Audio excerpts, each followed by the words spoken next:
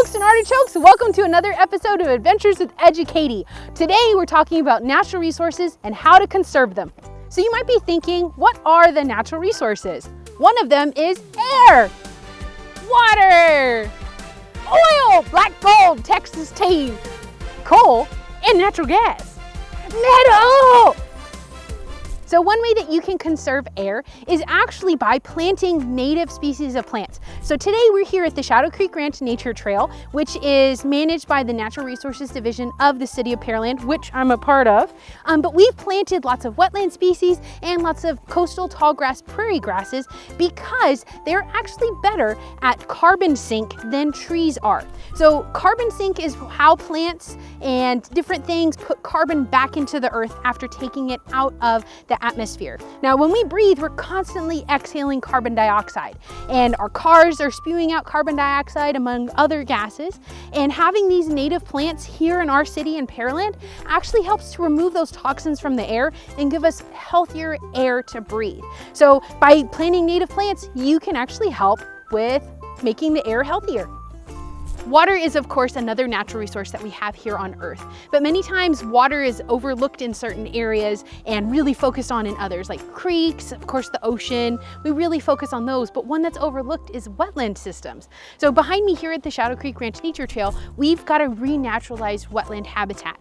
Now, wetlands are actually really good at filtering out all of the toxins that come in and actually make areas much healthier than they were when the water first came to them. So without wetlands like the one we have here behind me, we wouldn't have healthy water to drink. Another way that you can conserve water in your area is actually by planting native plants. Now you might be thinking, but Katie, it's at the Shadow Creek Ranch Nature Trail, not my front yard. But yes, even in your front yard, if you plant those native plants, they're used to our hot, dry climate during the summer and our really rainy winters. They're able to survive long periods without water, and they actually help with flood control. The roots go so far down into the soil, they absorb more water than your standard grasses that you have in your front lawn. So by planting native plants, you're actually also helping to conserve your water usage at home too. So coal and natural gas are resources that are found way within inside the earth. Now, coal, as we know, is plant material that's been pressurized and heated underneath the earth for millions of years. And coal is burned in plants to help generate electricity. Now, when you burn coal, it's not necessarily the cleanest process, and a lot of toxins are released into the atmosphere. So one way that you can help conserve coal is actually by conserving the amount of electricity that you use. So by turning the lights off when you leave a room, by turning your thermostat up, or even in the winter if you have your heater on, turning it down so it's a little bit cooler inside your house, you can actually help to conserve electricity use, which in turn helps to conserve coal. Now, natural gas is what we use many times for our water heaters to help cook different things. So by using a little bit less of our energy, maybe for washing our dishes with cold, washing our clothes on the cold setting, it helps to conserve natural gas as well. So the reason that native plants are so much better at putting carbon back into the earth than trees is because of how densely compact they are in the environment that they live in. So behind me, you guys can see a whole field of trees. Now those trees are usually pretty much all oak trees, I believe.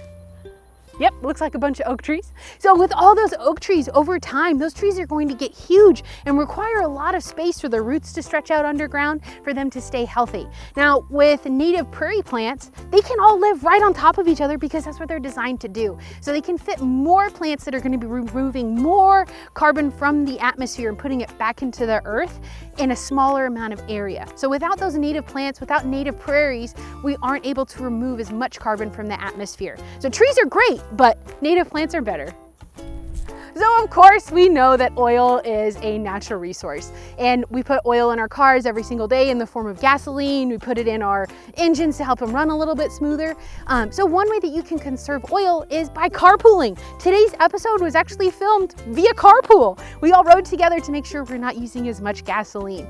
Now also, Plastics come from oil. So it's not the same type of oil that you put in your car, but it is a derivative of oil that is mined and found within the earth.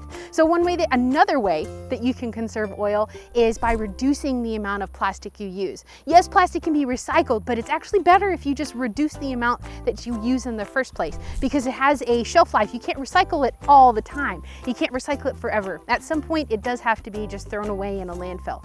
So reducing the amount of plastic you use can help conserve oil.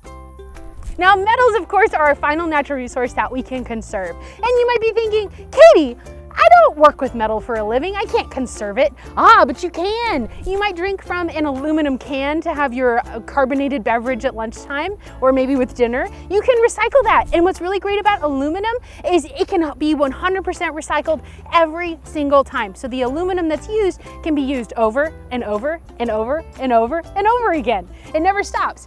Also, you can recycle your cords from your old cell phones or your holiday lights that you might have.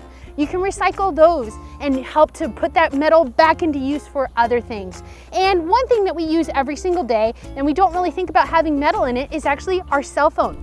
Cell phones have specific metals inside of them that are actually mined from Central Africa. And it actually, in that mining process, it's destroying habitat for many species of African wildlife. So by recycling your cell phone, you're actually helping to keep the metal that is already mined in use. And they don't have to go back out into the wild to mine for more, to build more cell phones. So consider recycling your cell phone too.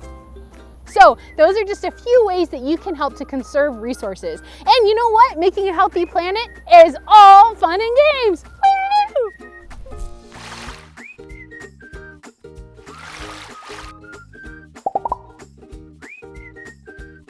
Woo!